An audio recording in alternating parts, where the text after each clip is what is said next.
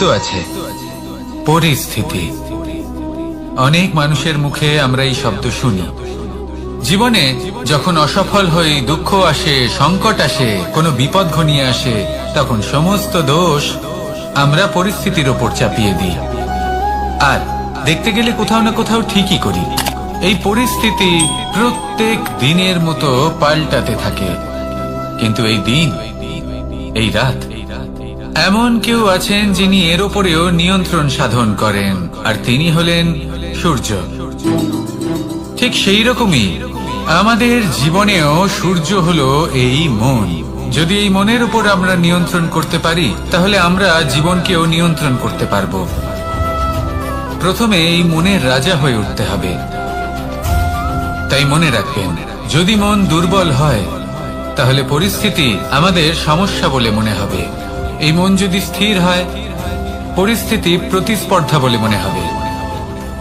আর এই মন যদি শক্তিশালী হয়ে ওঠে, তাহলে যে কোনো পরিস্থিতি আপনার কাছে একটা সুযোগ মাত্র, এমন এক সুযোগ যাতে অগ্রসর হয়ে আপনি মহান হয়ে উঠতে পারেন। এই মনের শক্তির বৃদ্ধি ঘটান, মহান হয়ে উঠুন, আর আমার সাথে ভালোবেসে বলুন, রাধা রাধা। খুব সুন্দর একটা কাহিনী আছে। একবার এক ব্যক্তি নিজের অসফলতার জন্য ত্রস্ত হয়ে সময় দেবতার তপস্যা করতে বসলেন।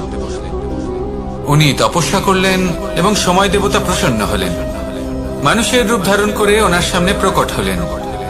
এবার সেই ব্যক্তি ওনাকে জিজ্ঞেস করলেন যে কি এমন আছে যার জন্য আপনি বারবার জয়ী হন আর আমি চিরকাল পরাজিত হয়ে থাকি?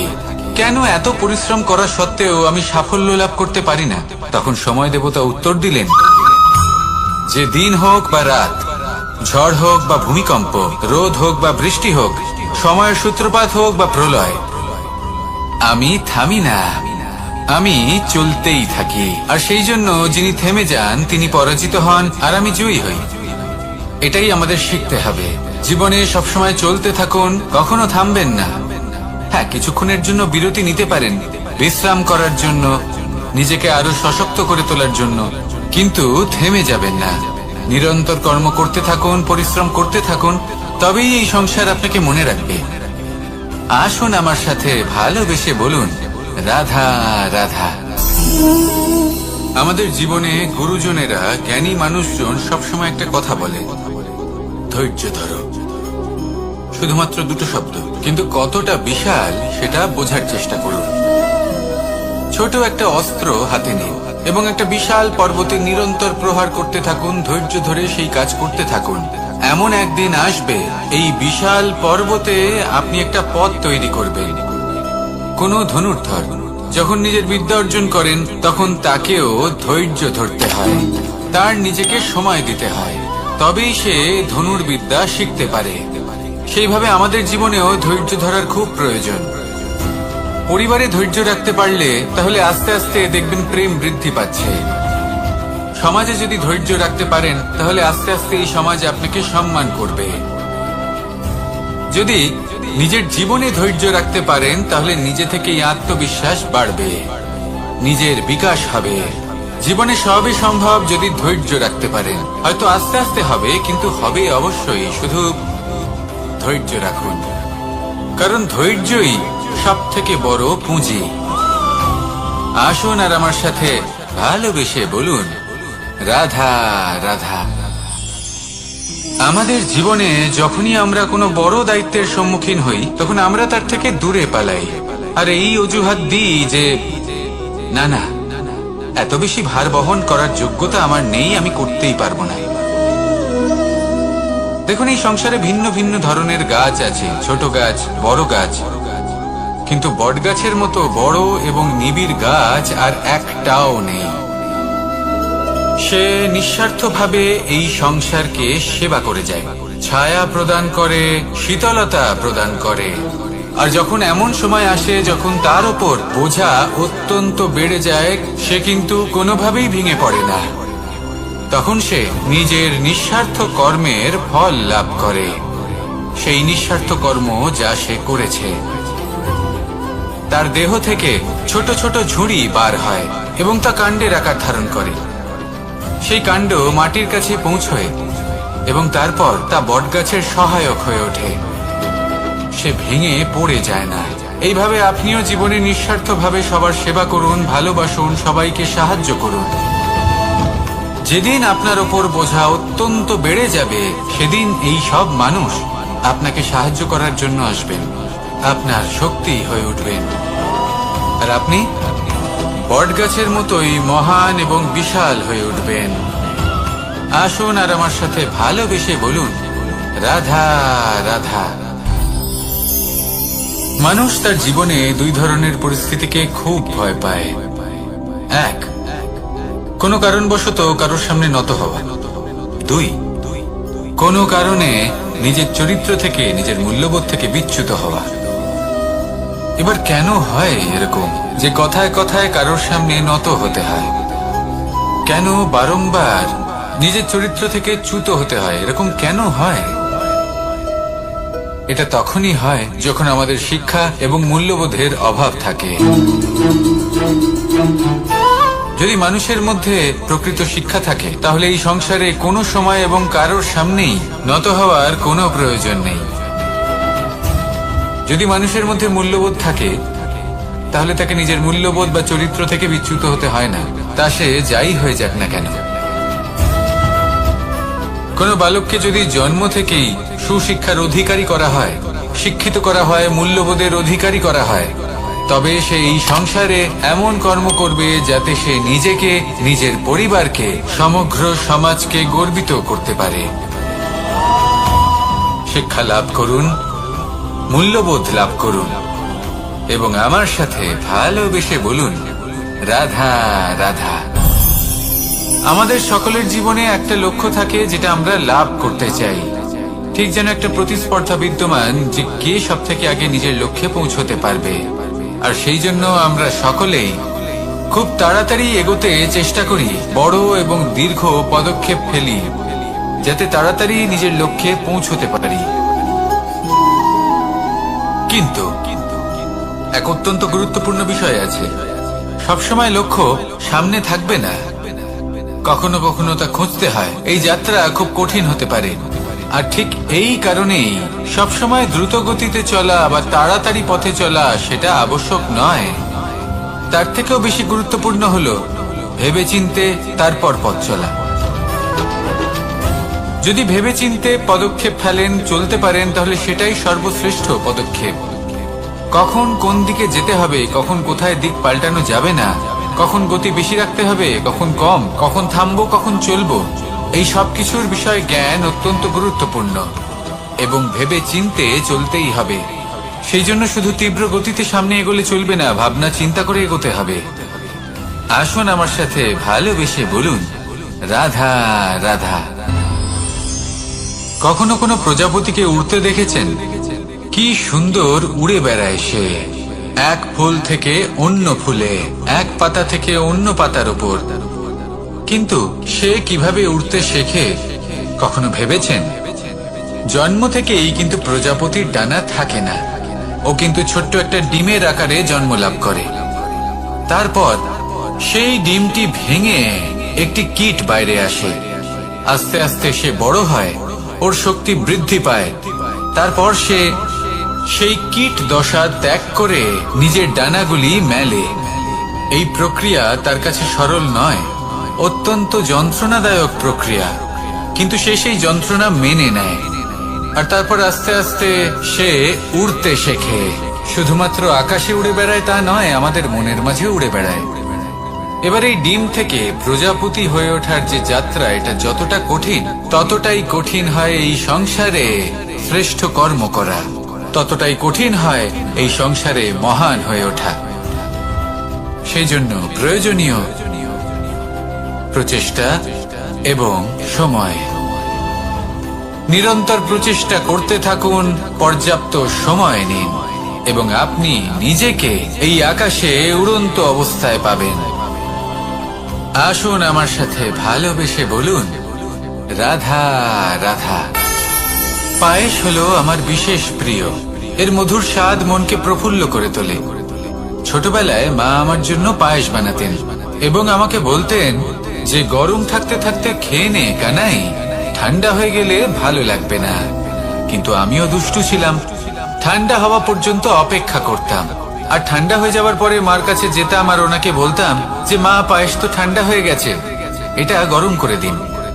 তখন মা হাসতেন আর বলতেন যে পায়েস না হয় আমি আবার গরম করে দেব কানাই, কিন্তু এর মধুর স্বাদ, সেই মিষ্টত্ব, সেই সুবাস, সেটা আবার ফিরে আসবে না। কথাটা সত্যি, আর এই সত্যটাই আমাদেরও জীবনের সত্য। আমাদের জীবনের মধুর সম্পর্কগুলি, এতে যখন কটুভাব প্রবেশ করে তখন সেই মিষ্টত্ব ফিরিয়ে আনা প্রায় অসম্ভব ব্যাপার হয়ে যায়। আপনি চেষ্টা করে সেই সম্পর্ক ঠিক করতেই পারবেন, তার জন্য অগাধ পরিশ্রম করতে হবে, কিন্তু আবার সেই মিষ্টত্ব কখনো ফিরে আসবে না। সেই জন্য আপনার জীবনের যে মধুর সম্পর্ক আছে, যতটা সম্ভব চেষ্টা করুন তাতে মিষ্টত্ব বজায় রাখতে। কটুভাব আসতে দেবেন না। আসুন আর আমার সাথে মধুর স্বরে বলুন, রাধা রাধা। শব্দ, শব্দ আসলে কি? শুধুই কয়েকটি অক্ষরের সমষ্টি, নাকি আমাদের বাণী? এই শব্দ এমন এক শক্তি যা কাউকেই নিজের বশবর্তী করে ফেলতে পারে। শব্দ এমন এক অস্ত্র যা কাউকে ক্ষত বিক্ষত করে দিতে পারে।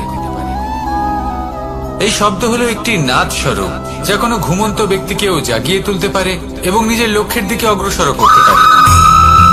শব্দে এত শক্তি আছে যে কারোর মনে এতটা আঘাত দিতে পারে যে সে হয়তো জীবনে আর কখনো এগোতেই পারল না। তাহলে এই শব্দের প্রয়োগ খুব ভেবে চিন্তে করবেন। এবং এই শব্দের মতোই হলো নীরবতা। অনেক সময় এই নীরবতা আমাদের সহায়ক হয়ে ওঠে, অনেক সময় এটা আমাদের অনুশোচনাকে অনেক বেশি বাড়িয়ে তুলতে পারে। ভীষ্ম পিতামহ, অঙ্গরাজ কর্ণ, যখন দ্রৌপদীর বস্ত্রহরণ হচ্ছিল তখন এনারা নীরব ছিলেন। দুর্যোধনের বিরোধিতা করেননি, ওকে বাধা দেননি। আর তারপর কি হলো সেটা আপনারা সকলে জানেন। দেখতে গেলে নীরবতা চুপ করে থাকা, কিন্তু যদি কোনো দুষ্টের সামনে চুপ করে থাকেন, যদি তার বিরোধিতা না করতে পারেন, তাহলে এই নীরবতাই অনেক বড় পাপের আকার ধারণ করে। মনে রাখবেন আর আমার সাথে ভালোবেসে বলবেন, রাধা রাধা। আভূষণ, কার না ভালো লাগে এই আভূষণ? আমরা পরিশ্রম করি, ধন অর্জন করি আর আভূষণ কিনে থাকি, কখনো নিজের জন্য, কখনো বা তাদের জন্য যাকে আমরা ভালোবাসি, বা তাদের জন্য যাকে আমরা সম্মান করি। হয়তো সেই জন্যই সীতা চূড়ামণি ধারণ করেছিলেন এবং আমি সামন্তকমণি। কিন্তু এটাই কি সেই প্রকৃত আভূষণ যা আপনার মূল্য বৃদ্ধি করে? না। শ্রীরামের আভূষণ হলো ওনার নম্র ভদ্র ব্যবহার। মাতা সীতার আভূষণ হলো ওনার সততা, ওনার নিষ্ঠা, ওনার ত্যাগ। অর্জুনের আভূষণ ছিল ওনার একাগ্রতা। রাধার আভূষণ ওনার প্রেম। এই আভূষণ কোথাও নেই, আপনার মনে আছে।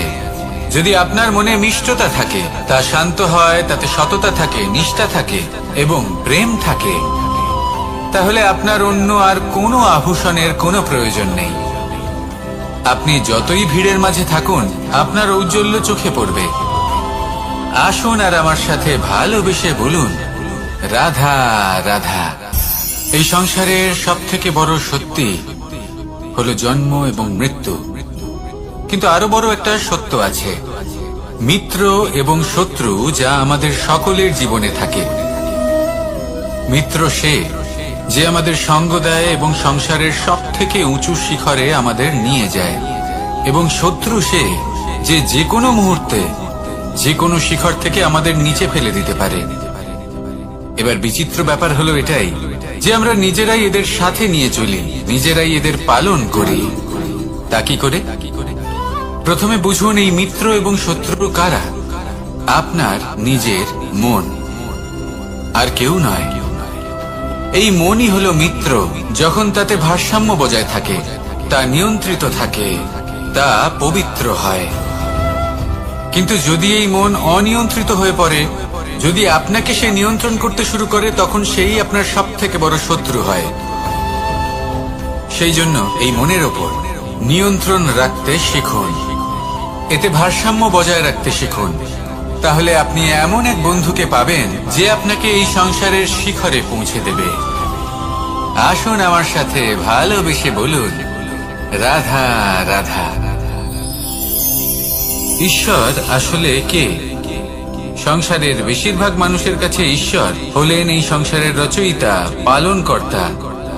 কারোর কাছে উনি জ্ঞাতা, কারোর কাছে উনি হলেন আস্থার প্রতীক, আবার কারোর জন্য শুধুমাত্র অন্ধবিশ্বাস। কিন্তু এই ঈশ্বর কি কোনো শরীর, নাকি একটা বোধ, নাকি শুধুই শ্রদ্ধা? ঈশ্বর হলেন তিনি যিনি হলেন আপনার ইষ্ট। সেই জন্যই তো গুরু, মাতা, পিতা এনাদেরও ঈশ্বরই বলা হয়েছে। যাদেরকে আমরা ঈশ্বর বলে মনে করি, যারা আমাদের ইষ্ট, তারা আমাদের একটি পথ দেখান, একটি দিকে চালিত করেন। সেই পথে চলে আপনি শুভ কর্ম করতে পারেন। আর যখন কোনো ব্যক্তি তার ঈশ্বরের আদেশ পালন করেন, তখন সে নিজে থেকেই শুভ পথে অগ্রসর হয়ে যান। বেশ কয়েকজন মানুষ ঈশ্বরের ওপর আস্থা রাখেন এবং ভাবেন যে অনুচিত কোনো কাজ করা উচিত নয়, ঈশ্বর দেখছেন। ওনারা ভয় পান যে কোনো অনুচিত কর্ম করলে কে জানে তার পরিণাম কি হবে। এমন অনেক ব্যক্তি রয়েছেন যারা ঈশ্বরকে বিশ্বাস করেন এবং জানেন যে ঈশ্বর তাদেরকে দেখছেন। তাই যে যে শুভ কর্ম ওনারা করেছেন তার ফল তারা অবশ্যই পাবেন। এবার আপনি ভয় পেয়ে ঈশ্বরকে বিশ্বাস করবেন, নাকি বিশ্বাসের দ্বারা ঈশ্বরকে বিশ্বাস করবেন, সেই সিদ্ধান্ত আপনারই। কিন্তু হ্যাঁ, যদি আপনার মনে ঈশ্বরের জন্য কোনো স্থান থাকে, যদি আপনার কোনো ইষ্ট থাকেন, যদি আপনি কাউকে ঈশ্বর মনে করেন, যার প্রত্যেক আদেশ আপনি পালন করে থাকেন, তাহলে বলি, ঈশ্বর কখনো আপনাকে অনুচিত পথে চালিত করবেন না। আসুন আমার সাথে ভালোবেসে বলুন, রাধা রাধা। এই সংসারে ভিন্ন ভিন্ন ধরনের গাছ আছে, অসংখ্য ধরনের প্রজাতি আছে। কিছু গাছ পাতা দিয়ে থাকে, কিছু ফুল, কিছু ফল।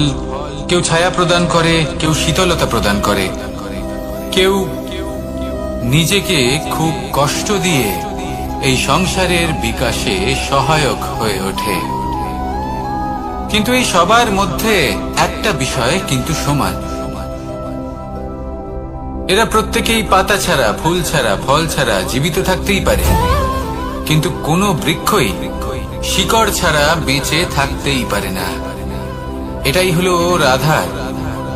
ঠিক সেইভাবেই আমাদের জীবনে শক্তি হোক, ধন হোক বা সাফল্য হোক, আমাদের বা আমাদের পরিবারের প্রসন্নতাই হোক, এই সব কিছুর আধার হলো, সবকিছুর মূল হলো পরিশ্রম। তাই জীবনে চিরকাল পরিশ্রম করতে থাকুন। যদি আপনি জীবনে মহান হবার পথে অগ্রসর হতে চান, তাহলে পরিশ্রম করুন। এই পরিশ্রম দ্বারাই নিজের পরিবারকে প্রসন্ন করুন, নিজের বন্ধুদের প্রসন্ন করুন, এই সমাজকে গর্বিত করুন। আসুন আমার সাথে ভালোবেসে বলুন, রাধা রাধা। এই সংসারের সব থেকে বড় রোগ কোনটা? কেউ বলবে মানসিক রোগ, কেউ বলবে সেই রোগ যা সর্পদংশনের ফলে হয়ে থাকে। এই সংসারে ভিন্ন ভিন্ন ধরনের রোগ আছে এবং তার সাথে ভিন্ন ভিন্ন ধরনের যন্ত্রণাও রয়েছে। এমন একটা রোগ আছে যা চোখে দেখা যায় না, যা আপনার শরীরে কোনো দাগ রেখে যায় না, কিন্তু আপনার আত্মাকে পর্যন্ত ক্ষত বিক্ষত করে, অসুস্থ করে তোলে, বিনাশ করে দেয় আপনাকে এবং তার সাথে আপনার আত্মাকে। এই অসুখের নাম হলো লালসা। লালসা, যে কর্ম সাধন করেছেন তার থেকে বেশি ফল লাভ করার আশা। লালসা, যা আজ আছে তার থেকে অনেক বেশি লাভ করার ইচ্ছে। এই ইচ্ছে এই সংসারে সবার থেকে এগিয়ে থাকার আপনাকে প্রেরণা যোগাবে, কিন্তু তার জন্য আপনাকে অপরাধযোগ্য কাজ করতে উৎসাহিত করবে। আপনার বন্ধু, আপনার আত্মীয়, আপনার পরিবার, এই সবার থেকে আপনি কখন দূরে চলে যাবেন আপনি বুঝতেই পারবেন না। উচিত অনুচিত কোনটা, ধর্ম অধর্ম কোনটা, সব ভুলে যাবেন আপনি। সেই জন্য মনে রাখবেন, নিজের জীবনে যদি আপনি লালসার থেকে নিজেকে দূরে রাখতে পারেন, তাহলে এর অর্থ হলো যে আপনি এই সংসারের সব থেকে বড় অসুখের ওপর বিজয় লাভ করেছেন। আসুন আমার সাথে ভালোবেসে বলুন, রাধা রাধা। এই সাগর কত বিশাল আকার, কখনো শান্ত কখনো উত্তাল, কিন্তু এই সাগরকে এত মহান কে করে তুলল? জল। এবার এই জলের যাত্রা দেখুন, সেটা কতটা কঠিন।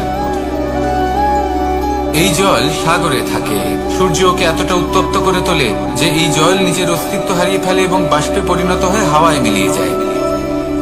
তারপরে আকাশে যায় আর নিজের অস্তিত্ব আবার হারিয়ে ফেলে, মেঘে পরিণত হয়। তারপর এই মেঘ কোথাও গিয়ে কোনো পর্বতে ধাক্কা খায়, তারপর আবার এই জল নিজের অস্তিত্ব হারায়। তারপরে বর্ষার রূপ ধারণ করে তা বর্ষিত হয়, বা কোনো পর্বতের চূড়ায় তার শিখরে বরফের রূপ ধারণ করে। তারপরে এই বর্ষা মাটির দিকে নিজের যাত্রা শুরু করে। এবার মাটিতে ঝরে পড়া এই বর্ষা স্রোতের আকার ধারণ করে এবং আস্তে আস্তে বইতে থাকে। এই নদীর আকার ধারণ করে এবং নদী রূপে বইতে বইতে পাথরে ধাক্কা খায় বা কোনো পর্বতে ধাক্কা খায়, আর তারপর এই নদী এসে সাগরে সমাহিত হয়ে যায়। নদীর এই জল আবারও নিজের অস্তিত্ব হারিয়ে ফেলে, কিন্তু এইবার সেই জল নিজেই সাগরে পরিণত হয়। এটা আমাদের সকলের জন্য একটা শিক্ষা যে এই সংসারে জীবন এবং সময়ের হলো এক অনন্ত যাত্রা। এই সংসারে যা কিছু আছে তার সূত্রপাত কোথাও একটা হবেই। সেই জন্য মৃত্যু এবং সমাপ্তির চিন্তা ত্যাগ করে দিন, আর যে সূত্রপাত আপনি লাভ করছেন তার আনন্দ উপভোগ করুন। ভেবে দেখুন আপনি কিভাবে শ্রেষ্ঠ কর্ম করতে পারেন যাতে এই সংসার এবং এই সমাজ, এই দুইয়ের মঙ্গল সম্ভব। আসুন আমার সাথে ভালোবেসে বলুন, রাধা রাধা। মাকড়সার জাল দেখতে পাচ্ছেন? মাকড়সারা ভীষণ পরিশ্রম করে এটা তৈরি করে, নিজের শরীরের রস দিয়ে এই জাল বনে। আপনি কি এটার উদ্দেশ্য জানেন? আসলে মাকড়সা এই জালে ছোট কীটপতঙ্গ ধরে তাদেরকে খাদ্যরূপে গ্রহণ করে। কিন্তু আপনি কি এই কথা জানেন যে একদিন মাকড়সা নিজেই নিজের জালে জড়িয়ে মৃত্যুবরণ করে থাকে? বলুন, কি করেন আপনি এই জাল দেখতে পেলে? দেখতে পেলেই মুছে ফেলেন এর অস্তিত্ব, তাই না? তেমনি অন্যদিকে পাখির বাসা, পাখিরাও ভীষণ পরিশ্রম করে এটা তৈরি করে। কিন্তু যদি পাখি একদিন এটা ছেড়ে চলে যায়, তাহলেও লোকে এটা নষ্ট করে দেয় না।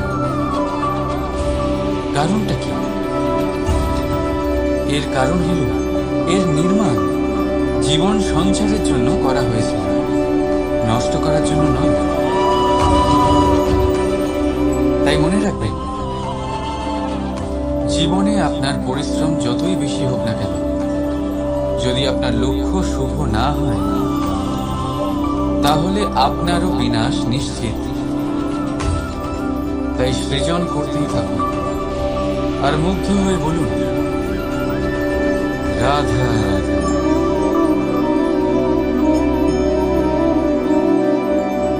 আপনার কি মনে হয় আমি কি করছি? আপনি বলবেন আমি প্রদীপ জ্বালাচ্ছি। সঠিক, কিন্তু প্রশ্ন হচ্ছে যে আমি কি আপনাকে বলেছি যে একে প্রদীপ বলা হয়? না।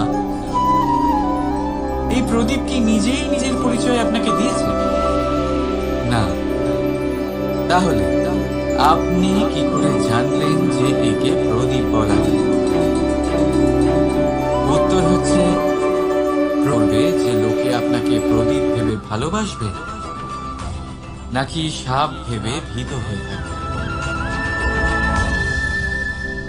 রাধা রাধা। সময় কত বিচিত্র হয়। সময় আমাদের পক্ষে থাকলে আমরা নিজেদের রাজা মনে করে নিই, আর সেই সময় যদি বিপক্ষে চলে যায়, তাহলে নিঃস্ব হতে সময় লাগে না। তাই মানুষের একটা অভ্যেস আছে, খারাপ সময়ের জন্য কিছু সঞ্চয় করা। আত্মীয়, বন্ধু খারাপ সময়ে পাশ থেকে সরে যায়। যশ, মান প্রতিকূল সময় চিরস্থায়ী হয় না। তাই মানুষ মনে করে অর্থ সঞ্চয় করাই শ্রেয়। অর্থের কোনো হৃদয় নেই যা সময়ের সাথে পরিবর্তিত হবে। সংসার বলে সর্বদা অর্থ সঞ্চয় করতে থাকো, খারাপ সময়ে অবশ্যই কাজে লাগবে। কিন্তু আমি বলবো শুভ কর্ম করতে থাকুন, আনন্দে থাকুন, নিজের ওপর আর ঈশ্বরের ওপরে বিশ্বাস রাখুন। খারাপ সময় কখনো আসবেই না। রাধা রাধা। প্রকৃতি মানুষকে এক বিশেষ শক্তি দিয়েছে, অন্য জীবের থেকে বেশি শক্তি দিয়েছে, স্মরণ শক্তি। এই শক্তি মানুষকে অন্য জীবের থেকে ভিন্ন করে, ইতিহাস রচনা করার প্রেরণা দেয়, জ্ঞানকে বংশানুক্রমে এগিয়েও নিয়ে যায়। আর যারা ভুলে যান, অধিকাংশ সময় তারা উপহাস আর দয়ার পাত্র হয়ে যান। কিন্তু এটাই কি প্রকৃত রূপে সত্য? না। এই স্মরণ শক্তি মানুষের বিকাশের সব থেকে বড় বাধা হয়ে দাঁড়ায়, তার মনকে দূষিত করে দেয়। খারাপ অভিজ্ঞতা, কারোর করা বিশ্বাসঘাতকতা, কারোর কটাক্ষ বেশিরভাগ মানুষই ভুলতে পারেন না। রাধা রাধা। মানুষ নিজের পরিবারের জন্য কত কিছুই না করে, দিন রাত পরিশ্রম করতে থাকে যাতে তার পরিবারের প্রয়োজন পূরণের জন্য অর্থ রোজগার করতে পারে। কিন্তু শুধু অর্থ রোজগার করাটাই কি যথেষ্ট? আপনি বলবেন হ্যাঁ, নিশ্চয়ই। অর্থ দিয়ে সব কিছু পাওয়া যায়, বিদ্যা পাওয়া যায়, বাড়ি পাওয়া যায়, ওষুধ পাওয়া যায়, আর কত কিছুই না পাওয়া যায়। এইসব একটা পর্যায় পর্যন্ত সঠিক, কিন্তু একটু মন দিয়ে ভেবে দেখুন, যখন কোনো শিশু অসুস্থ হয়ে পড়ে তখন সে ওই তিক্ত ওষুধ কেন খেয়ে নেয়? এই জন্য কারণ ওর পিতা সেই ওষুধ অর্থ দিয়ে কিনেছে? না, বরং এই জন্য কারণ তার পিতা যে তার সামনে দাঁড়িয়ে, তার উপরে তার বিশ্বাস আছে। বিশ্বাস আছে যে উনি তার কিচ্ছু হতে দেবেন না।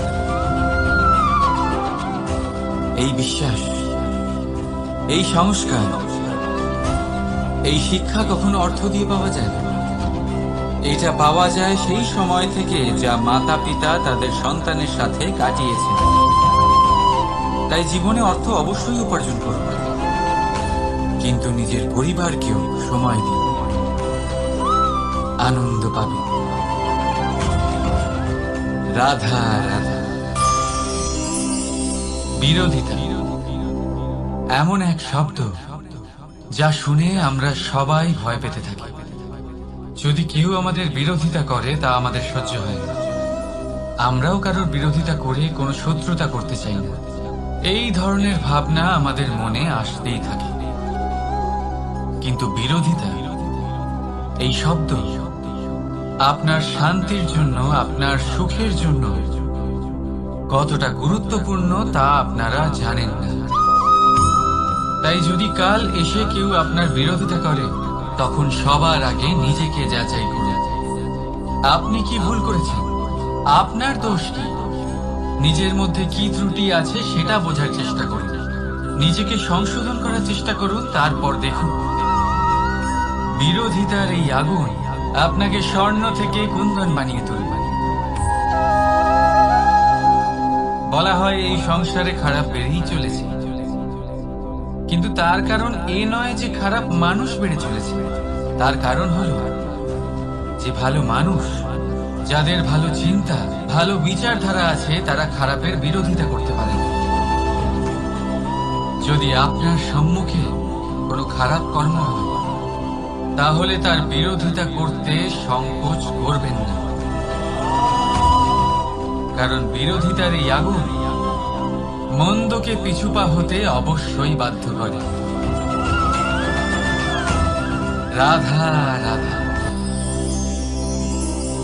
জীবনে আপনি এরকম মানুষও দেখবেন যারা এটা বলে, ভাবে, নিজেকেও বলে যে উনি সেই এমন ব্যক্তি যার মতো আমি হতে চাই। ঠিক আছে, কারোর থেকে প্রেরণা নেওয়াটা কোনো ভুল নয়, কিন্তু কখনো কখনো এই প্রেরণা গুরুত্বহীন হয়ে যায় আর আমরা শুরু করে দিই সেই ব্যক্তিকে নকল করতে। এখানেই থেমে যায় আমাদের উন্নতি। এবারে দেখুন, সংসারে শত কোটি রঙের ফুল আছে, কিন্তু তারা কখনো একে অপরকে নকল করে না। সময়কে ব্যবহার করুন নিজের অস্তিত্ব নির্মাণ করার জন্য, কারণ কারোর ছায়া হওয়ার থেকে ভালো আপনি কারোর জন্য প্রেরণা হয়ে উঠুন। রাধা রাধা। আমরা সকলে পাথুরে রাস্তা এড়িয়ে চলি, কারণ এই পথের পাথর আমাদের যাত্রা আরো কঠিন করে তোলে, আমাদের পা আহত করে দেয়। কিন্তু একটা গুরুত্বপূর্ণ কথা আমরা ভুলেই যাই, এই কঠিন পথই না শুধু আমাদেরকে নিজেদের দুর্বলতার সাথে পরিচয় করায়, বরং আমাদের শক্ত হওয়ার প্রেরণাও দিতে থাকে। সময়ের সাথে ঠিক এমনটাই হতে থাকে। সবাই ভালো সময়ের অপেক্ষা করতে থাকে, ভালো সময়ের জন্য পরিশ্রম করেন, তার জন্যই চিন্তা করেন, কিন্তু ভুলে যান যে ভালো সময় বহুবার আমাদের বিবেক নষ্ট করে দেয়। সেখানেই খারাপ সময় আমাদের বুদ্ধিকে সঠিক পথে চালিত করে। রাধা রাধা। ঘোড়াকে যতই প্রশিক্ষণ প্রদান করুন, তার মুখে লাগাম তো পরাতেই হবে। একজন ভালো চালক সেই ঘোড়ার লাগাম মাঝে মাঝে টেনে ধরে, তাকে সঠিক পথে চালিত করতে, যাতে সেই ঘোড়া দিকভ্রান্ত না হয়। এবার একটু ভাবুন, ঠিক এরকমই হয় আমাদের মন। যদি এটা বিবেকের লাগাম দিয়ে মাঝে মাঝে আমরা টেনে না ধরি, তাহলে আমাদের এই মন দিকভ্রান্ত হতে পারে। আর যদি আপনি আপনার লক্ষ্যে পৌঁছতে চান, তখন মনের এই লাগাম মাঝে মাঝে আপনাকে অবশ্যই টেনে ধরতে হবে, কারণ বিবেকের এই পথ প্রদর্শনই আপনাকে ভালোভাবে আপনার লক্ষ্যে পৌঁছে দেবে। মনে রাখবেন আর আমার সাথে ভালোবেসে বলবেন, রাধা রাধা। আপনি কখনো জাঁতা কল দেখেছেন? তাতে গম পেশা হয়। গমকে এমন ভাবে পেশা হয় যাতে আমরা তা খেতে পারি, জীবিত থাকতে পারি। আর যদি আপনি মন দিয়ে দেখেন, তাহলে কলের নিচের অংশ কখনো ঘোরে না, শুধুমাত্র উপরের অংশই ঘোরে। আর তবেই তা গম পিষতে পারে, আর তবেই রুটি তৈরি হতে পারে। কিন্তু ভেবে দেখুন, যদি কলের দুটো অংশই ঘুরতে থাকে তাহলে কি হবে?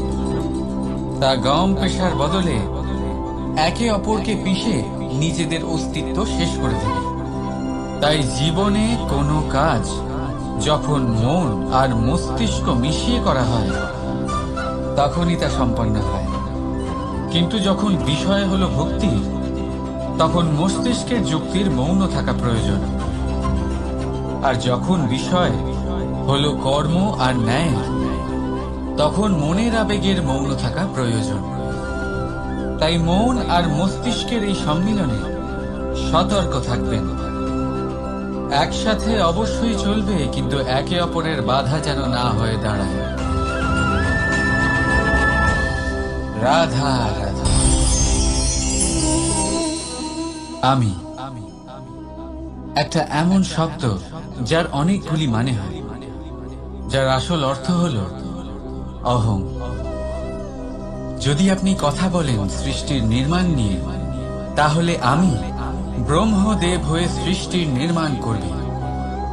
যদি আপনি কথা বলেন প্রলয়ের, তাহলে সেই আমি মহাদেব হয়ে বিনাশ করবে। এই আমি সঙ্গতিপূর্ণ, কিন্তু শুধু ততক্ষণ যতক্ষণ আপনি এটা সবার সাথে ভাগ করছেন। কিন্তু আমরা বহুবার এর মানে বুঝতে পারি না। এই অহংকে সীমিত করে দিই একটা ব্যক্তিও, শুধু নিজে। আর তখনই জেগে ওঠে অহংকার, যাতে প্রাধান্য পায় শুধুমাত্র আমি, আমরা নয়।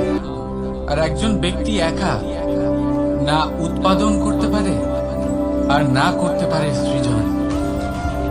এবারে দেখুন, বৃষ্টির এক ফোঁটা, তারও অস্তিত্ব আছে, কিন্তু তা ধরিত্রীতে পড়লেই সমাপ্ত হয়ে যায়।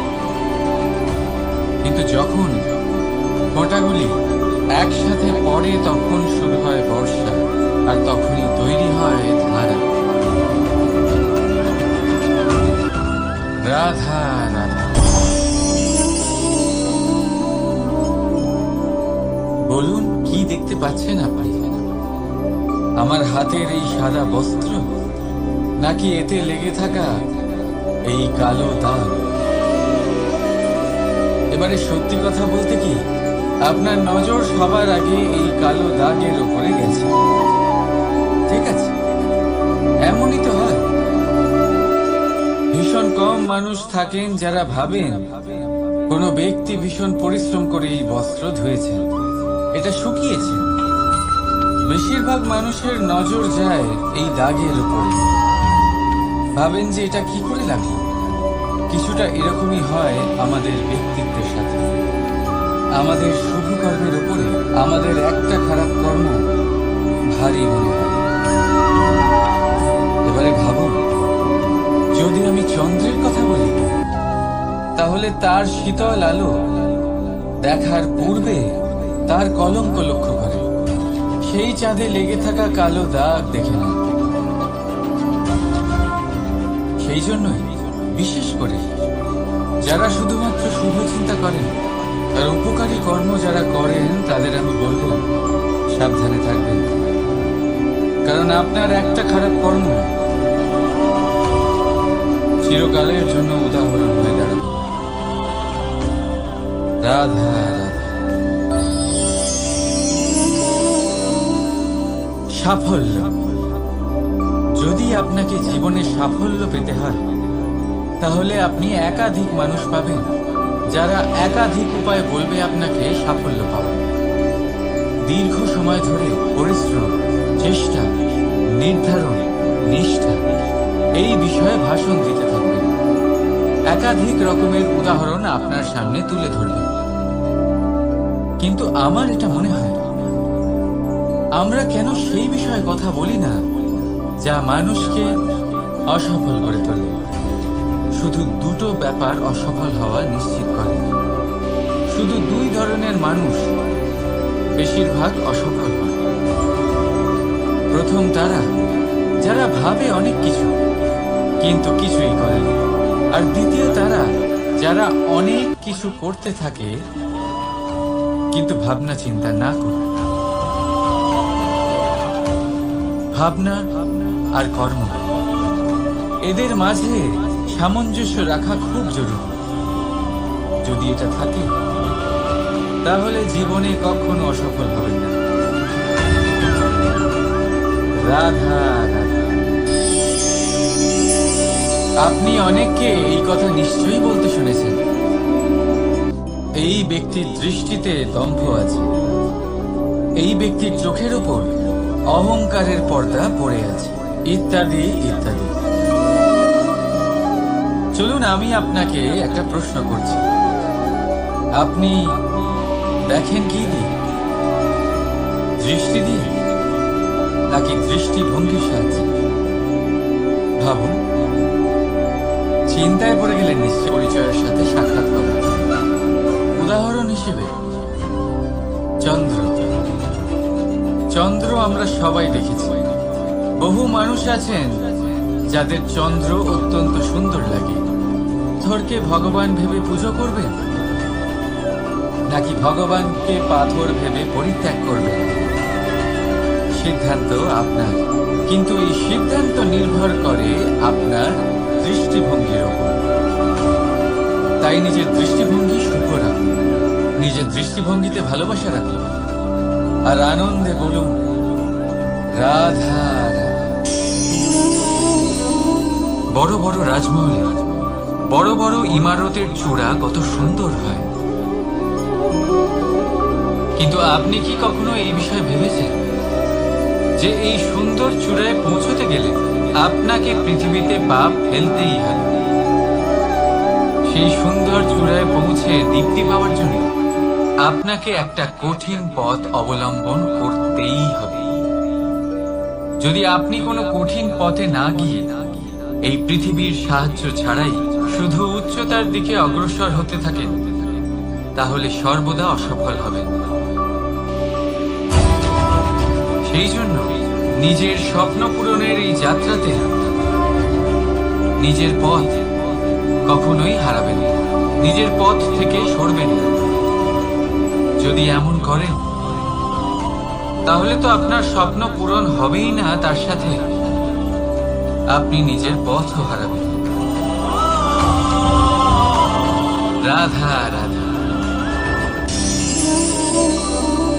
কৌতুক অর্থাৎ হাসি, এটা জীবনে কতটা গুরুত্বপূর্ণ।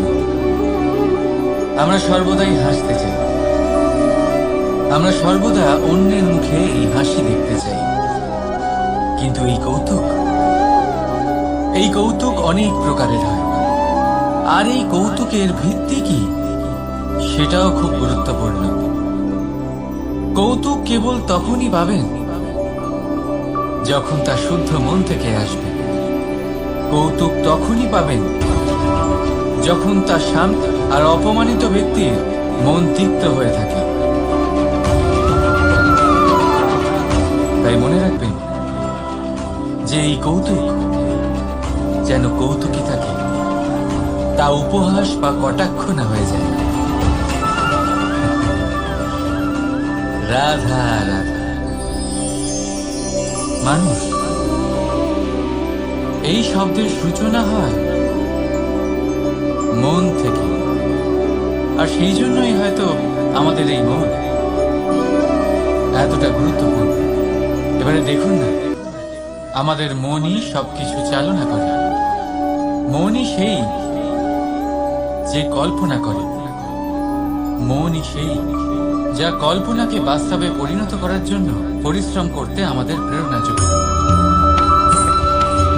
মনই সেই যা লোভের জালে জড়িয়ে পড়ে। মনই সেই যা অভিমানের পর্দা দিয়ে ঢেকে যায়। আর এই মনই সেই যা আপনাকে বিনাশের দিকে টেনে নিয়ে যেতে পারে। কিন্তু যদি তা পরোপকার করার ইন্ধন পায়, তাহলে এমন কোনো মহান কাজ নেই যা আপনি করতে পারবেন না। কিন্তু এই মন কি? এটা বোঝানো যায় দুটো শব্দের মাধ্যমে, দুটো সহজ শব্দ। প্রথম, একজন কুশল সেবক। দ্বিতীয়, একজন সংকট প্রবণ মালিক। যদি আপনার এই মন আপনার নিয়ন্ত্রণে থাকে, তাহলে সে হলো আপনার সেবক। তাই আপনার অস্তিত্ব আছে। কিন্তু যদি আপনার মন আপনার কর্মের উপরে নিয়ন্ত্রণ করে, তাহলে এই মন আপনার মালিক, আর তখন আপনার বিনাশ নিশ্চিত। তাই নিজের এই মনকে নিয়ন্ত্রণে রাখুন, কিন্তু ভালোবেসে। আসুন আমার সাথে আনন্দে বলুন রাধা রাধা। এই সূচ দেখতে পাচ্ছেন আপনি? এটা শুদ্ধ লোহা দিয়ে তৈরি, বস্ত্র সেলাই করার কাজে লাগে, অস্ত্রোপচারে কাজে লাগে। কিন্তু আপনি কি কখনো ভেবে দেখেছেন এই সূচ কিভাবে তৈরি হয়?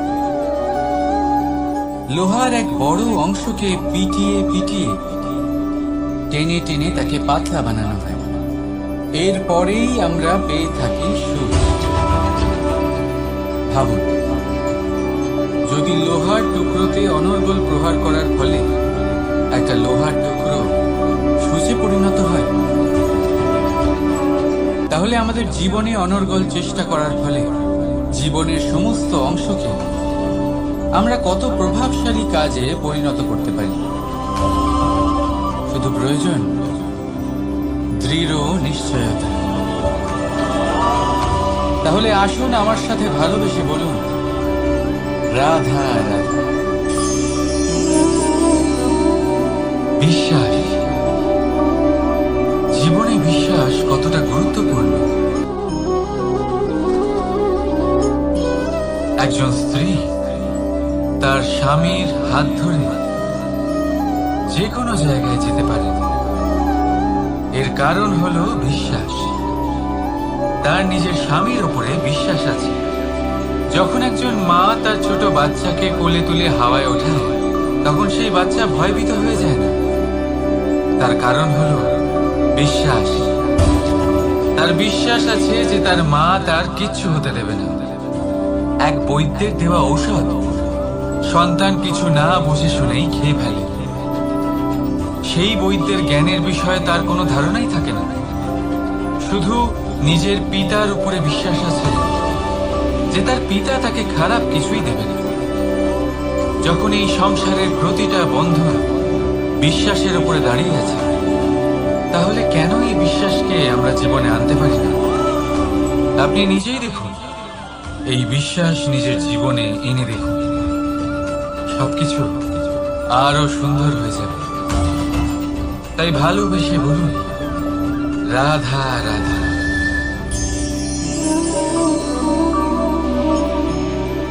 অহংকার,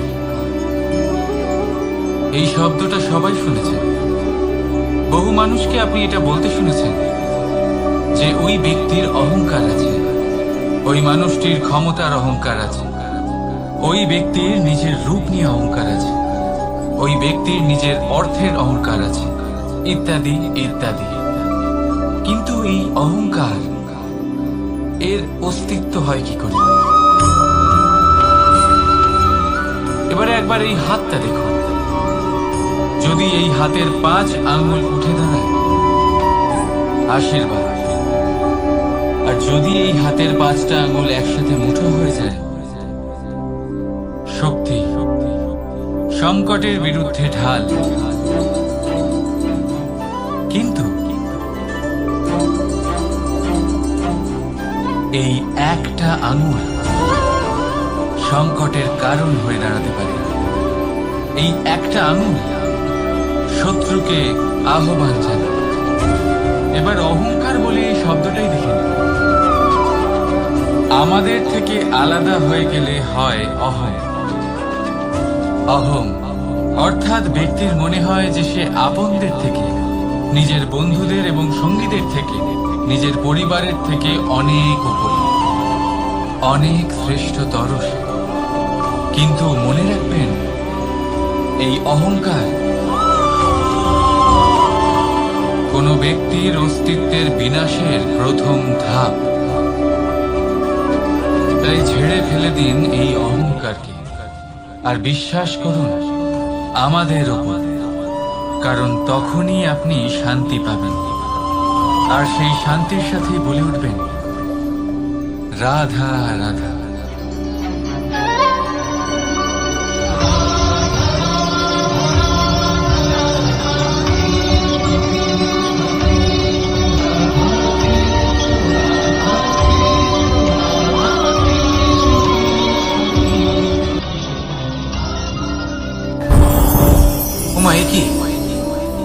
আমি কখন থেকে এখানে অপেক্ষা করছি, হাত পেতে দাঁড়িয়ে রয়েছি যাতে একটা ফল আমার হাতে এসে পড়ে এবং সেটা আমি খেতে পারি। কখন থেকে অপেক্ষা করছি, কিন্তু সেটা হচ্ছেই না। এবার আপনি বলবেন যে এসব কি বলছি, এই কি অদ্ভুত কথা বলছি। যদি ফল খেতে হয় তাহলে আমাকে বৃক্ষে চড়তে হবে, ফলের কাছে পৌঁছতে হবে, তবেই তো ফল পাবো। এবারে এটা অত্যন্ত সহজ ব্যাপার। কিন্তু এই বিষয়টা আপনি নিজের জীবনের প্রসঙ্গে ভেবে দেখুন। লক্ষ্য কোথায় আছে আপনি জানেন, সেই লক্ষ্যে পৌঁছানোর পথ কি সেটাও আপনি জানেন, সেই পথে চলার ক্ষমতাও আপনার রয়েছে, কিন্তু তাও আপনি নিজের লক্ষ্য লাভ করতে পারছেন না। কেন? কারণ আপনি অপেক্ষা করছেন যে লক্ষ্য আপনার সামনে চলে আসবে, কিন্তু তা হয় না। লক্ষ্য সে যাই হোক না কেন, ধন হোক, প্রেম হোক, কোনো সম্মান হোক বা মোক্ষ হোক, যদি আপনি তার দিকে অগ্রসর না হন তাহলে ফল প্রাপ্তি অসম্ভব ব্যাপার, তা কোনোদিনই হবে না। সেই জন্য আপনার চোখের সামনে আপনি যদি নিজের লক্ষ্যকে দেখতে পান তাহলে উঠুন এবং সেই দিকে অগ্রসর হতে শুরু করুন। নিজের অন্তরের সকল অশুভ গুণ দূর করুন, অলসতা ত্যাগ করুন, অজ্ঞানতা ত্যাগ করে দিন এবং চলতে থাকুন। অবশ্যই মনোবাঞ্ছিত ফল লাভ করতে পারবেন। মনে রাখবেন, চলতে থাকলে তবেই লক্ষ্য প্রাপ্তি হবে। অপেক্ষার দ্বারা শুধুমাত্র মৃত্যু লাভ হবে। আসুন আমার সাথে ভালোবেসে বলুন, রাধা রাধা। পাখি কখন জন্ম নেয়, কখন উড়তে শেখে, কখন বাসা বানাতে শেখে, কখন নিজের মৃত্যু লাভ করে, এসব আমাদের মধ্যে কেউ জানি না। কিন্তু পাখি একটা কথা খুব ভালো করে জানে, যে এই সংসারেও যা কিছুই করুক না কেন, এই সংসারের ওকে নিয়ে কিচ্ছু যায় আসে না। এবার আমরা কি করি? কোনো কাজ করার আগে আমরা এটা ভাবি যে এই সংসার যদি আমাকে দেখে ফেলে তাহলে কে জানে এই সংসার কি ভাববে, আমার প্রতিচ্ছবি কেমন তৈরি হবে কে জানে, কে জানে কি হবে আদি ইত্যাদি। এই সব ভাবনায় আমরা মগ্ন হয়ে যাই। কিছুটা এমন ভাবে মগ্ন হই যে বর্তমানের কর্মের এই জীবনের যাত্রাপথে সেই সময়ের আনন্দ উপভোগ করতে ভুলে যাই। এবার দেখুন একটা পাখি কি করে, ওর কর্ম হলো গান গেয়ে চলা। ওই পাখি গেয়ে চলে, কেউ ওর গান শুনুক বা না শুনুক, কেউ আদৌ শুনছে কিনা সেই বিষয়টা নিয়ে সেই পাখির কিছুই যায় আসে না। সেই পাখি নিজের কর্ম করতে থাকে। হয়তো সেই জন্যই আপনি কখনো কোনো পাখিকে কাঁদতে দেখবেন না। এরকমই আপনাকে নিজেকে গড়ে তুলতে হবে। প্রথমে নিজেকে জিজ্ঞেস করুন, এই যে কর্ম আমি করতে চলেছি সেটা কি উচিত? যদি আপনার মনে হয় সেটা উচিত তাহলে সেটা প্রমাণ করুন। এটা ভাববেন না যে এই সংসার কি ভাববে। আসুন আর আমার সাথে ভালোবেসে বলুন, বনের মধ্যে যদি আপনি কোনো বিষাক্ত সাপ দেখেন তাহলে কি করবেন? আপনি তখনই তার থেকে দূরে পালাতে চেষ্টা করবেন। আর এটা কেন করবেন? নিজের রক্ষার্থে। এই কথা আমি নয় মেনে নিলাম, কিন্তু নিজের জীবনে এটা করেন না কেন? আপনি যেখানেই যান, যে স্থানেই যান না কেন, প্রত্যেক সময় প্রত্যেক মুহূর্তে এমন বিষাক্ত সাপ আপনি অবশ্যই খুঁজে পাবেন। আর সেই সাপ নয় যাদের আপনি বনে খুঁজে পাবেন, এরা হলো সেই সাপ যা আপনাকে পাপ করতে বাধ্য করবে। আপনার অন্তরের বাসনা, ক্রোধ, অহংকার, লোভ, ঈর্ষা এদের বৃদ্ধি ঘটাবে। দেখুন, বনের এই সাপ আপনাকে একবার ছেড়ে দিতেও পারে, ছোবল নাও মারতে পারে, কিন্তু এই যে পাপরূপী সাপ আছে তা অবশ্যই ছোবল মারবে। কর্ম যদি করেন তাহলে অবশ্যই ফল পাবেন। সেই জন্য যখনই কোথাও যাবেন, যদি এমন কাউকে দেখেন, যদি এমন কিছু দেখেন যে আপনাকে পাপ করতে বাধ্য করছে, তাহলে সেই মুহূর্তে সেখান থেকে পালিয়ে যান। যেমন বনের সাপ দেখে আপনি পালাতে থাকেন। সৎকর্মের রক্ষা অত্যন্ত আবশ্যক। আসুন আর আমার সাথে ভালোবেসে বলুন, রাধা রাধা। যদি কোনো সিংহ বানরের মতো গাছে চড়তে চেষ্টা করে তাহলে কি হবে? একটা মাছ যদি মাটিতে হাঁটতে চেষ্টা করে তাহলে কি হবে? তারা বিফলই হবে। কিন্তু এরকম কেন হয়? তার কারণ হলো প্রকৃতির রচনা কিছুটা এরকম।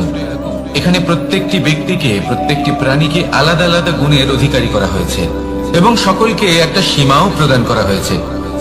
এবার এই যে বৃক্ষ, পশু, পাখি, এদের মধ্যে সেই ক্ষমতাই নেই যে এরা নিজেদের যাচাই করতে পারবে, নিজেদের সীমাগুলো বুঝতে পারবে, নিজেদের সদ্গুণগুলো চিনতে পারবে। এরা সেটা করতে পারবে না।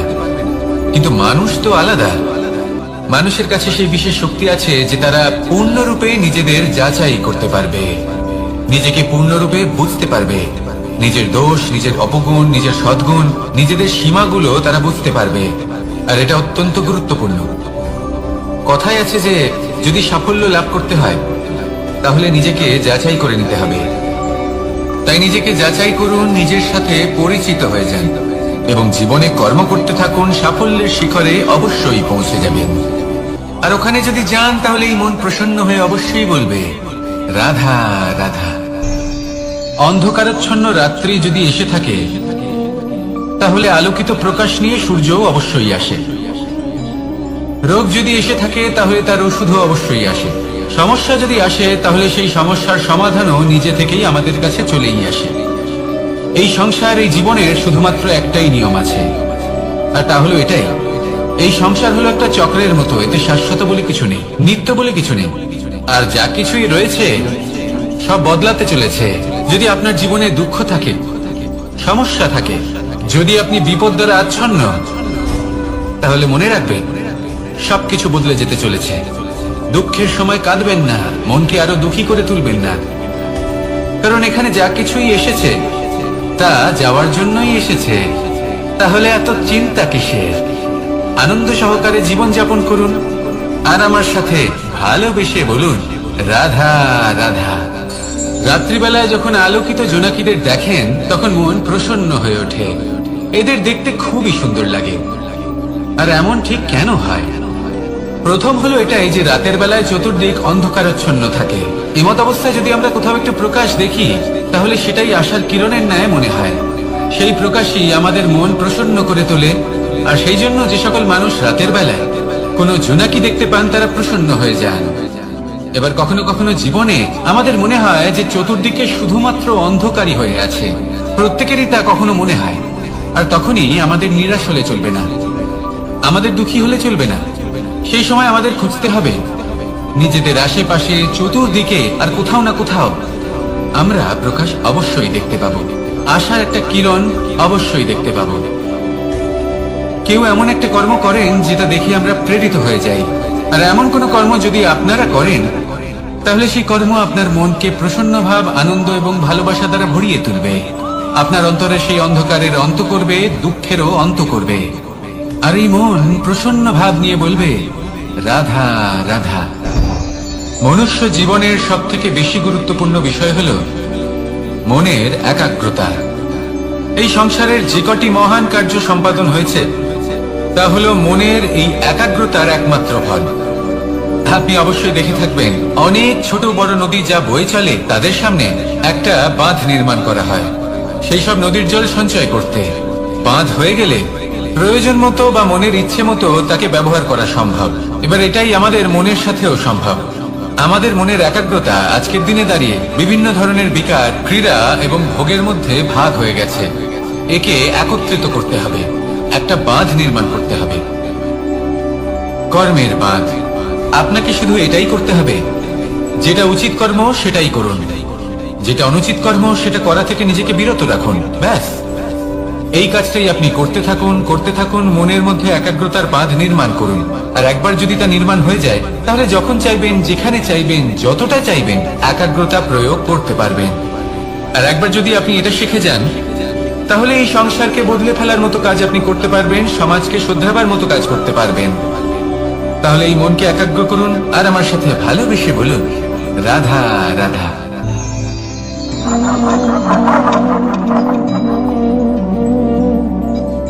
কোন ব্যক্তিকে নিশ্চয়ই দেখেছেন যিনি নিজে কাঠ কাটার এই কাজে নিপুণ এবং অভিজ্ঞ।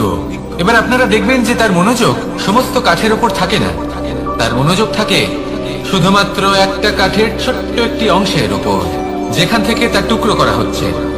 কিন্তু সেটা উনি কেন করেন? যদি এটা উনি না করেন তাহলে সেই কাঠ সঠিক পদ্ধতি এবং তাড়াতাড়ি কাটা যাবে না। জীবনেও তাই হয়ে থাকে। আপনি হয়তো কোনো লক্ষ্য স্থির করেছেন বা পথ নির্বাচন করেছেন বা কাজ স্থির করেছেন যেটা আপনি করেই ছাড়বেন। তাহলে নিজের সম্পূর্ণ মনোযোগ শুধুমাত্র তার উপর কেন্দ্রীভূত করুন। যদি আপনার মন এদিক ওদিক তাকাতে থাকে, অস্থির হয়ে পড়ে, বিচলিত হয়ে পড়ে, যদি তা হয়ে থাকে তাহলে আপনি অবশ্যই অসফল হবেন। তাই কর্মঠ থাকুন, নিরন্তর কর্ম করতে থাকুন এবং পূর্ণ মনোযোগ দিয়ে নিজের কাজ করুন।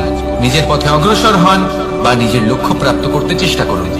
তারপর দেখুন কি হয়, কিভাবে উচিত পথে এবং তীব্র গতিতে আপনার লক্ষ্য আপনার কাছেই পৌঁছে যায়। আর আপনার এই মন প্রসন্ন হয়ে বলে, রাধা রাধা। কখনো কোনো নদীকে দেখেছেন? একই আকার, একই স্থান, শুধু প্রবাহিত হতে থাকে। এর মধ্যে কখনো কোনো অপদ্রব্য ফেলে দেখুন, দেখবেন সেটা বেশিক্ষণ সেখানে থাকে না। সেটা নদীর সাথে বইতে থাকে আর বয়ে যেতে যেতে সাগরে সমাহিত হয়ে যায়, আর শেষ পর্যন্ত সাগর সেটাকে তটে ফেলে দেয়। কিছুটা এমন হওয়া উচিত আমাদের বিচারধারাও। এক স্থানে তা স্থগিত হওয়া উচিত নয়, এটা সবসময় প্রবাহমান হওয়া উচিত। তবেই আমাদের চেতনা, আমাদের মূল্যবোধ এবং আমাদের স্মৃতি এই তিনটি শ্রেষ্ঠ থাকবে। আর এটাই হলো পুকুর এবং নদীর মধ্যে পার্থক্য। নদীতে জল সবসময় বয়ে চলে, সেই জন্য পবিত্র থাকে, শুদ্ধ থাকে এবং পরিষ্কার থাকে। আর সেখানে এই পুকুরের তলদেশে সব জমা হতে থাকে, আর সেই জন্য তা অপবিত্র হয়ে যায়। তাই সবসময় এই বিচারধারা প্রবাহমান রাখুন। যদি মনে কোনো ভাবনা চলে আসে, সেখানেই থেকে যায় এবং বিদ্যে থাকে, তাহলে তা বের করে দিন, তাকেও বয়ে যেতে দিন, এবং তার যা উত্তর হবে তা সময়ের সাথে আপনার সামনেই চলে আসবে। শুধুই নদীর মতো প্রবাহমান হন আর আমার সাথে ভালোবেসে বলুন, রাধা রাধা। এই সংসারে সাফল্য লাভ করার জন্য জ্ঞানের প্রয়োজন হয়, পরিশ্রমের প্রয়োজন হয়, দৃঢ় নিষ্ঠার প্রয়োজন হয়, নিরন্তর চেষ্টা করা প্রয়োজনীয়। কিন্তু আরো কিছু আছে যা অত্যন্ত প্রয়োজনীয় এবং গুরুত্বপূর্ণ। তা হলো ভালো বন্ধু।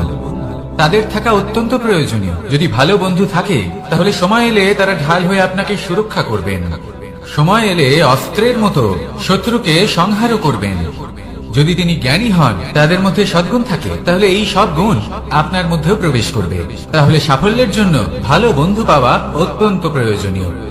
কিন্তু শুধু বন্ধু কেন, ভালো শত্রুও থাকা প্রয়োজনীয়।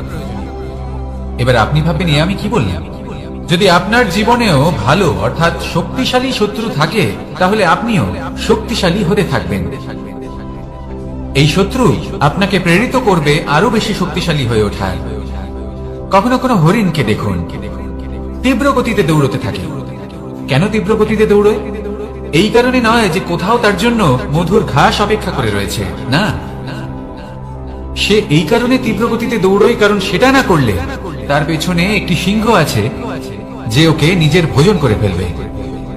তাই জীবনে বিপদ, সংকট, এই সবকিছুও হলো অত্যন্ত গুরুত্বপূর্ণ। তার সম্মুখীন হতে শিখুন আর আমার সাথে ভালোবেসে বলুন, রাধা রাধা। আমরা সবাই ফল খাই, কিন্তু আমাদের সেই ফলই প্রিয় হয় যে পরিপক্ক হয়ে ওঠে, যেটা নম্র হয়, আর যে ফল অনেক বেশি মিষ্টি আর সুস্বাদু হয়ে থাকে, যাদের রঙে বাহার দেখা যায়। সেইভাবে জীবনে আমরা নানান মানুষের সাথে পরিচিত হই, কিন্তু সেই মানুষই আমাদের মন ছুঁয়ে যায় যারা বিনম্র স্বভাবের, যাদের বাণী খুব মধুর, যাদের অন্তরে আত্মবিশ্বাসের একটা তেজ, একটা রং দেখা যায়। এবার এমন ব্যক্তি আমরা কি করে হব? ঠিক সেইভাবেই যেমন একটা ফল রোদ, বর্ষা, শীত, বায়ু, এই সকল সংকটময় পরিস্থিতির সম্মুখীন হয়ে পরিপক্ক হয়ে ওঠে, সেইভাবেই মানুষ সংকটময় পরিস্থিতির সম্মুখীন হয়ে পরিপক্ক হয়ে ওঠেন। যদি এই সংকটের সম্মুখীন হন, তাহলে অভিজ্ঞ হবেন, আর এই অভিজ্ঞতাই শিক্ষা দিয়ে যাবে। এই অভিজ্ঞতা আমাদের শিখিয়ে দেয় যে আমাদের বিনম্র থাকতে হবে। অহংকার করে কোনো লাভ নেই। মধুর বাণীর যে কি মূল্য তা আমরা শিখতে পারি। এই অভিজ্ঞতাই আমাদের বুঝিয়ে দেয় যে উচিত অনুচিত কোনটা, আমাদের দৃষ্টিভঙ্গি তৈরি করে, আর এই দৃষ্টিভঙ্গি দ্বারা আত্মবিশ্বাস জাগ্রত হয়। সেই জন্য জীবনে কখনো বিপদ থেকে দূরে পালাবেন না, সেগুলোর সম্মুখীন হন, অভিজ্ঞতা লাভ করুন, তার থেকে শিক্ষা লাভ করুন, এইভাবেই পরিপক্ক হবেন। আসুন আমার সাথে ভালোবেসে বলুন, রাধা রাধা। ধন সঞ্চয় করা সম্ভব, আর সেই জন্য ধন সব থেকে বেশি মূল্যবান সম্পত্তি নয়। এবার আপনি বলবেন, আমি কি বলছি? এই ধন খুব মূল্যবান, আমরা সকলে অর্জন করতে ব্যস্ত। সেটা এই কারণে, কারণ আপনারা জানেন না এই সংসারের সব থেকে বেশি মূল্যবান সম্পত্তি কি। এ হলো সেই সম্পত্তি যা কখনো সঞ্চয় করা সম্ভব নয়।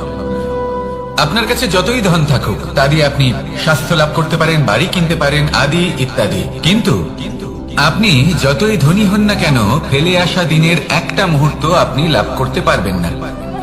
এই একটা মুহূর্ত, এই সময়, এটাই হলো সংসারের সব থেকে মূল্যবান সম্পত্তি। একবার চলে গেলে তা কখনোই ফিরে আসে না। আর এই মুহূর্ত যতই চলে যাক না কেন, আমরা স্মৃতির মাধ্যমে সেগুলি যাপন করতে পারি, তার আনন্দ উপভোগ করতে পারি। আর যার সাথে আমরা সময় অতিবাহিত করেছি, তার স্মৃতিতে আমরা চিরকাল জীবিত থাকতে পারি। সেই জন্য সময় সব থেকে মূল্যবান সম্পত্তি, তাকে এইভাবে নষ্ট করবেন না।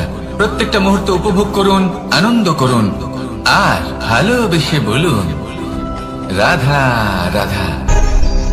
কনক, কি সুন্দর একটা শব্দ।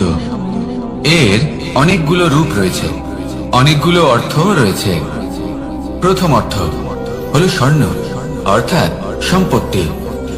দ্বিতীয় অর্থ ধুতুরা, অর্থাৎ গাছের ছোট একটা বীজ, যা কিনা অত্যন্ত শক্তিশালী হয়।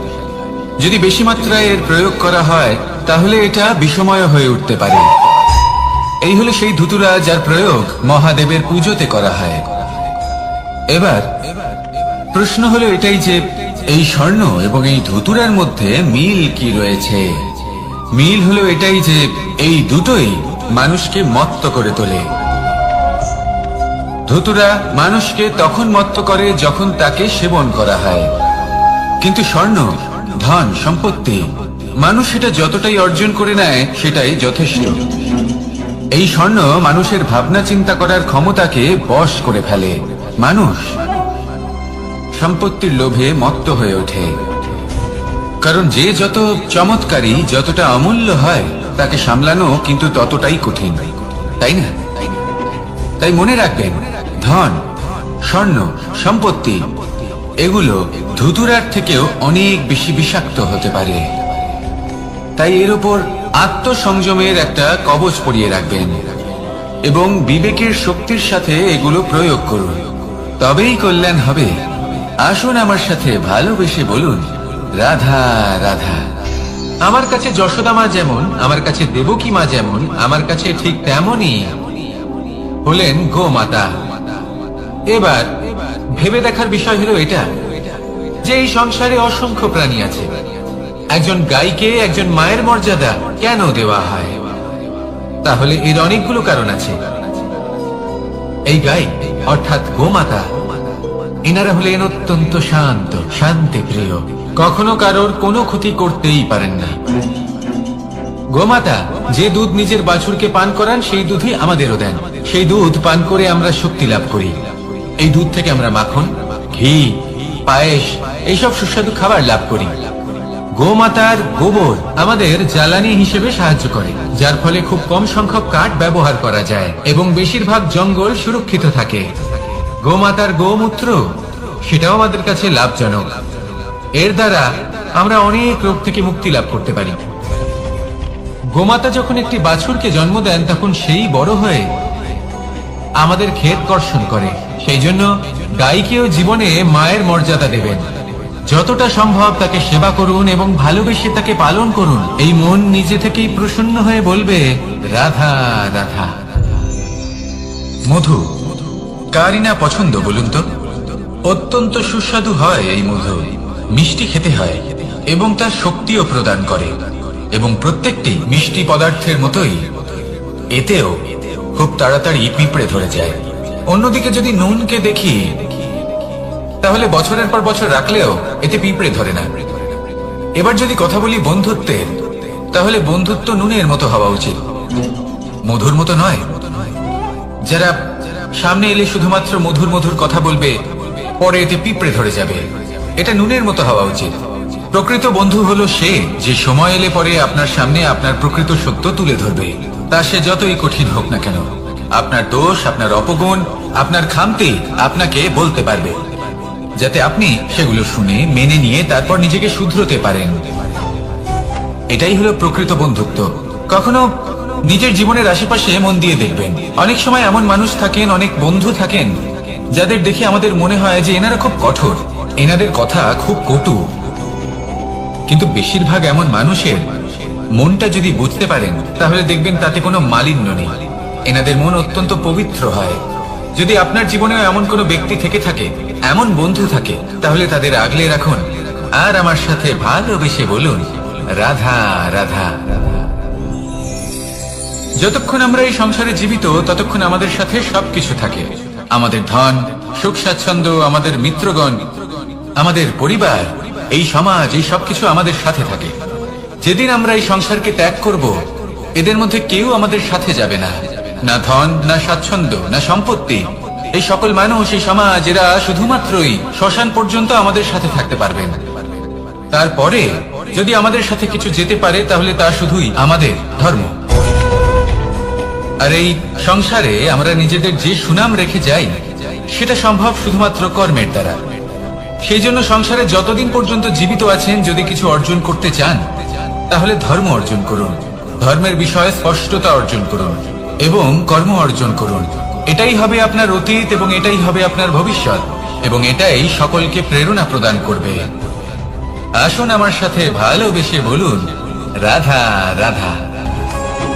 এই পরিবার হলো আমাদের জীবনের একটা অমূল্য সম্পদ, অমূল্য এক আশ্রয়, যা এই সংসারে হয়তো কোথাও আপনি পাবেন না। তাই একে আগলে রাখুন। পরিবার সেই গাছ। আসুন আমার সাথে ভালোবেসে বলুন, আর সেই গাছ। আসুন আমার সাথে ভালোবেসে বলুন, রাধা রাধা।